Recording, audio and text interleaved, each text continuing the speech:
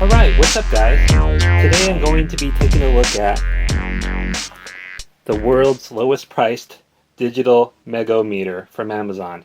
Now guys, this is just a video for fun. I do realize it's not a fluke, so please save your comments. This is just a video for fun. We're just going to have some fun here. And we're going to test out this meter to get a feel on how good it is. There's a few variations of this on Amazon. They all have this like different brand names stamped on them.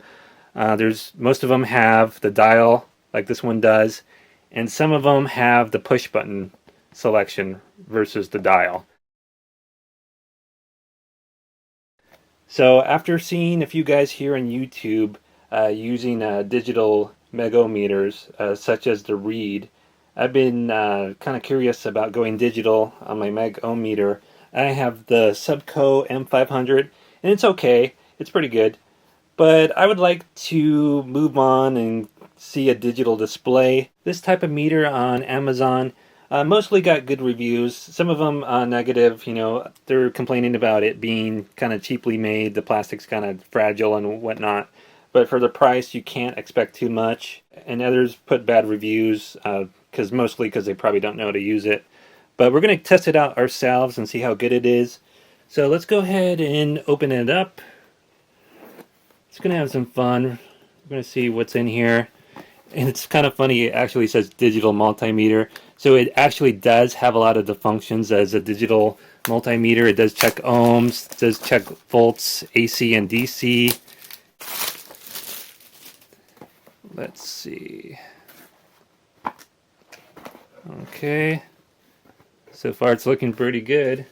Like I said, they all have different brand names that they're selling these as on Amazon. And one of the top complaints about this on Amazon is the user manual, this being badly translated and hard to understand. We'll take a look at that later. So far we got the test leads. And here they give you test leads. And let's just take a look at them. They seem like decent test leads. I mean, as far as quality in the hand so far, I mean, as far as if they're actually good, who knows. But we're going to use these. Get a couple alligator clamps that connect to these. We'll take a look at those. It's like I believe this is a carrying strap for it. Probably not going to use that. Okay, so here's the meter. Let's take a look at this guy here.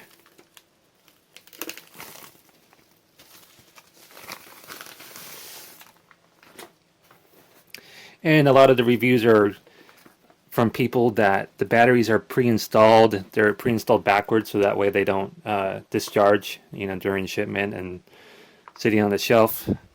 So we're going to add the batteries. I believe it takes 6 AA batteries. So we're going to open this up and see what's going on in there. It has a little Phillips screw that you have to open up. But let's just pop it open here. Okay, this whole lid just pops off. It's not on a hinge or anything. Yeah, the lid cover seems a little cheap, but pretty decent. And the body on this, the yellow part anyway, does feel, you know, kind of cheap. I mean, you don't want to drop it, but otherwise it seems pretty decent. On the side here, you have a connection where you could add your own wall adapter that you have to buy separately. 9 volt DC. I'm just going to be using the batteries, being that's most convenient. And one thing I did notice here, I do believe this does take 6 batteries, and then on this bottom part you could see there isn't any terminals, so that's just like a ghost area to keep a couple spare batteries. I don't know why you would do that, so that's a funny thing so far. But it does have the printed battery orientation. It's just the standard way. Negative goes on the spring end. Okay, I just put the batteries in, so now let me put the test leads in. The new test leads have these plugs at the end, like most new test leads. Take those out. Now here on the center port is what we're going to be using right now. These two center ones are for your standard measurements, ohms, voltage, all that good stuff. So let's put the black one right there, red right there. Okay, now let's test for voltage. Over here I have a standard household extension cord. I'm going to be testing voltage there. We are on the voltage setting AC right there. Now let's just stick our leads in here. Now normally on the outlets on most households, if it's wired correctly, the larger hole is the neutral and the smaller hole is the hot. As many of you probably already know that. Okay, we are reading 116 volts. Okay, pretty steady there. Let's get the UEI. Same thing. See what that reads. 117.67, so we were pretty close there, so not too bad. Real close. Close enough for government work. Okay, now let's take a look at these alligator clips before I forget. These aren't the type of alligator clips that screw on to the end of the test leads, so as you can see here, if I could get it to focus, yeah, you just have to stab them in there and just hope you get it. Stab it in the right way to get it connected. That one went in relatively good. And let's see if we get this side on. I think I got it in. Seems a little loose. I wouldn't trust using these just to throw in. They are kind of garbage. I wouldn't use them. Not a surprise.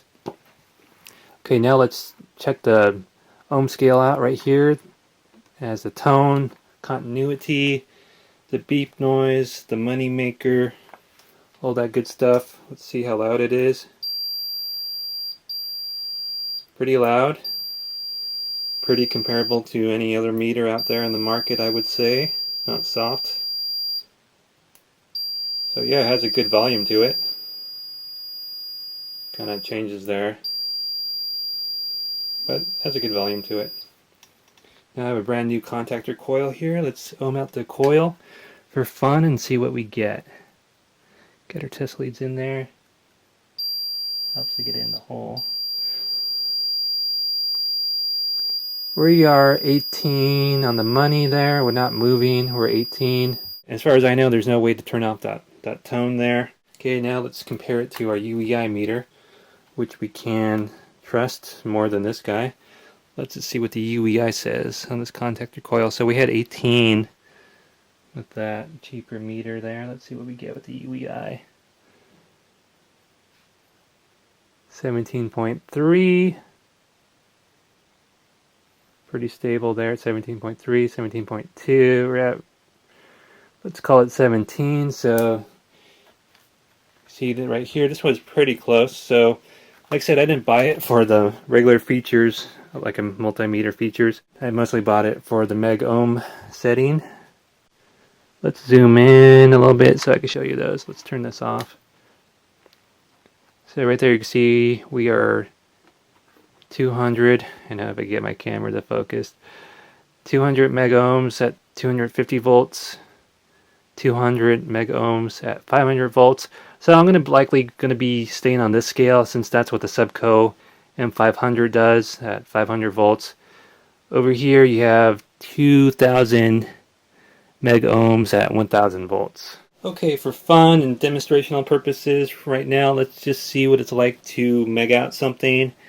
Now, first off, you don't want to forget to move your leads around when you're megging out something. You're going to move your leads to the outer section here. So put the red side there. Doesn't matter what color, but it helps you to keep track of things.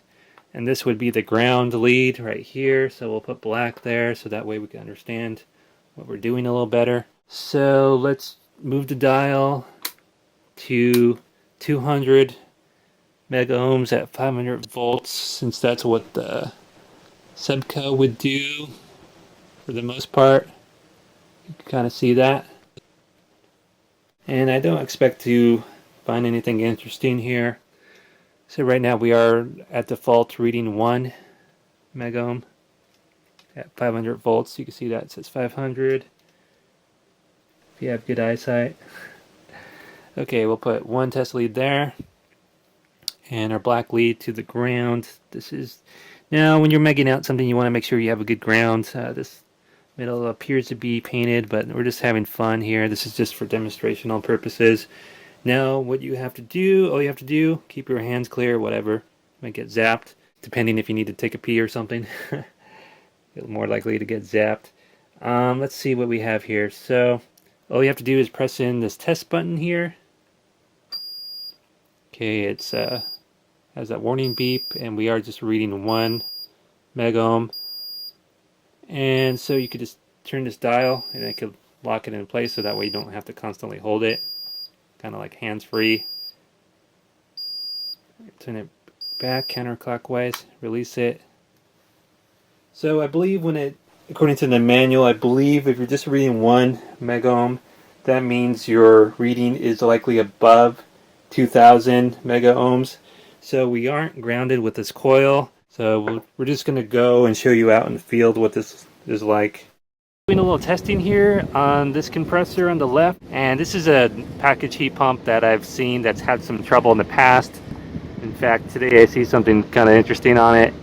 You can see they put this dryer there, and hopefully you can see those feeder tubes there that have been blinked off, either because they're clogged or at the metering device in there on the coil, or there's a leak on that circuit. I don't know, but as you can see, this is a package unit that's been around the block, and this compressor hasn't been running for quite a while. At least you know, it wasn't on when I got here, and it's cool to the touch.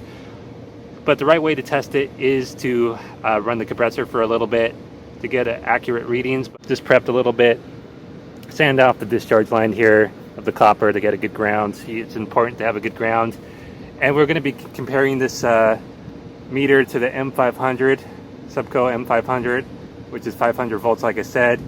So we're going to show the readings on this first and then compare it to this cheap tester, and let's see what happens here. Okay, I got one lead here to the run terminal on the compressor clipped on, a good connection, and I'm going to put my black lead here to the ground, the copper of the compressor. Make sure I get a good contact here. Kind of don't touch it with your bare fingers. And I'm going to press the test button. You can see it's showing red. It's going to yellow, 40 megohms. Going down. So it's definitely not the most healthy looking compressor so far. Like I said, you should have this running first. That way it'll give you better, more accurate readings. So we're sitting right there at the 60 mark. Not really moving now. Okay, this is the common. I'll be testing the common right now. Okay, here we go. Same thing, showing bad, going down, 40, 60. This one moved a little quicker.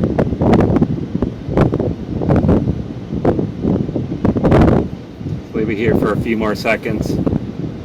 Looks like we're going to be hanging there at the 60 for a little while. My hand's getting tired holding this ground on the copper line. It's just easier to clean up the copper versus the steel of the compressor. To get this black paint off, it's not that easy. It's easier for the copper anyway. Okay, now we're going to test the start winding, I guess. Get my connection on there. It's likely going to be the same outcome. Yeah, you can see they're starting out bad, going down 40, 60 megohms.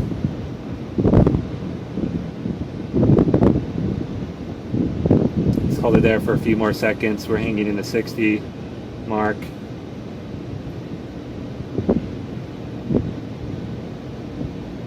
Okay, we went down, I guess the longer you hold it there, the better. Okay, now we kind of moved a little down to the 100 mark, but you can see it's still not a healthy looking compressor, Okay, now we have our cheap Megger on here. I have it one lead on the run, clipped on there. I got my better alligator clamps. So now what I'm going to do, since the M500 starts with 500 volts, I'm just going to move to the 500 volt scale at 200 megohms. We'll start there, and that's the default display at 1. I'm going to put my ground lead up here on the copper discharge, like I said. Kind of get my leads out of the way so you can see the screen. Okay, now make sure you're not touching anything. Get my lead so you can see. Stop moving. Okay, now press the test button here. I'll put the light on. I don't think that'll help that much. Now press the test button. Here we go. I'm going to turn it on to lock so I don't have to hold it. As you see here, just like this M500, it takes a while for it to you know, bottom out at its stable reading. So same thing, it's the same thing with the M500, and with this thing you gotta give it a little time here. That's why I guess that lock feature there, it's kind of nice that you don't have to constantly be holding that button in. So far we're in the 60 range, which is what the M500 stopped at for most of our testing. Give it a little time here.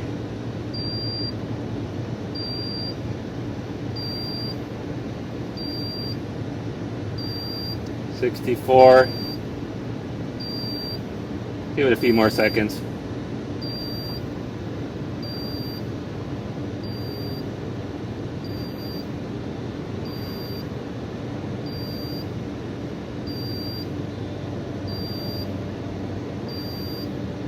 $66. Yeah, my hand's getting tired here holding on the ground. But yeah, it looks like it's coming about with the same readings as the M500, so that's a good sign. Impressive. 67, thereabout. On the M500, we drop from 60 to 100, so there's really nothing in between, really. Sometimes both lights, you know, turn on. So we're stopping about 67, so I'm going to turn it off. Okay, so that was run. I'm just going to move my lead here to the common. Get that. And make sure you have a good connection. Okay, I guess that's good enough. Put my ground back up on the discharge. Hold that on. Do our testing again. Looks like same story so far.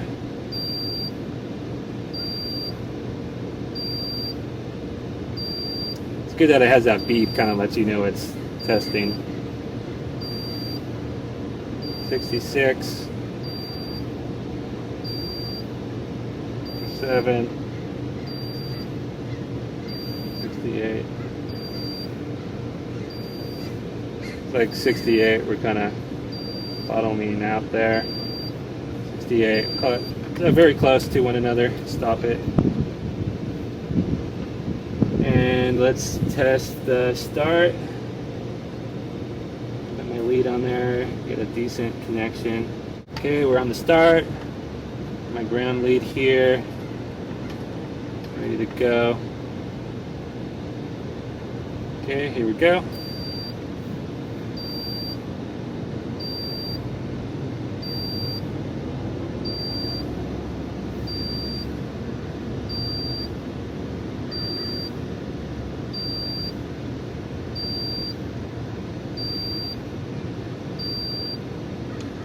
Looking very similar to the other windings.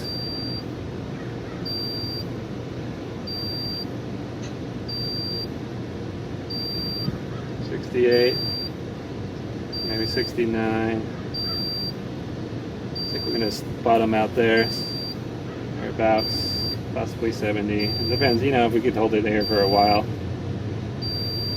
Yeah, they're all about close to one another. So that's a good sign. For fun, I'll just put it on the 1000 volt scale. It changes the scale here because it goes from 200 to 2000 megohms at 1000 volts. So I'll leave my lead here on the start, see if that changes anything. Here we go. On the lock position. And you see this kind of changes the scale. There's no point reading. So I kind of like this scale a little better. See there, we got the 1000 volts. Where it says down there. Oh, the sun's in the way. But yeah, very similar readings from both scales, looking like so far.